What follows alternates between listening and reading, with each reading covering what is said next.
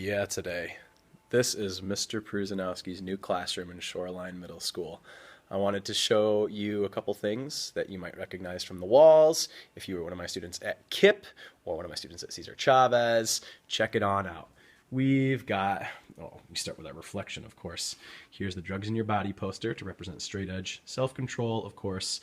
Famous World War II pictures, presidents from the United States, anti-Sea World, keeping companion animals loved, and more. We go around, see our beautiful walls. There's the Buddha. And if you have been one of my students at KIPP, you'll recognize this whiteboard. Do now, agenda, homework, Common Core aligned, essential question, standard one, mastery objective. We use a lot of graphic organizers as usual. We have our daily and weekly schedule because kids need a regimen to stick with. Here's some student artwork from previous years. If you've ever shared your art with me, I greatly appreciate it. And now here is some work from 2015 and 2016, students doing some drawings, their response to the story, A Crush. Now, I'm going to come talk about this video because it's all the rave today.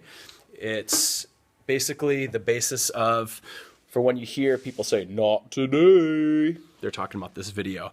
I think it's an appropriate move to share these kind of things with kids in school because it's much like when I'm teaching my ELD kids. I want them to know what people are talking about if they're in a conversation. And even if you're not speaking exact English, there are figures of speech and different ideas and slang that you don't want people to feel silly for not understanding. So if you hear somebody say, not today, it's talking about this wonderful lady who was thankfully safe from the apartment fire and had quite a bit of fun with the reporter. And if you hear somebody saying, what are those? You know also that it's from a viral YouTube video, or somebody saying, ha, gotty. Those are all some pretty funny things that are part of our, modern day conversations nowadays.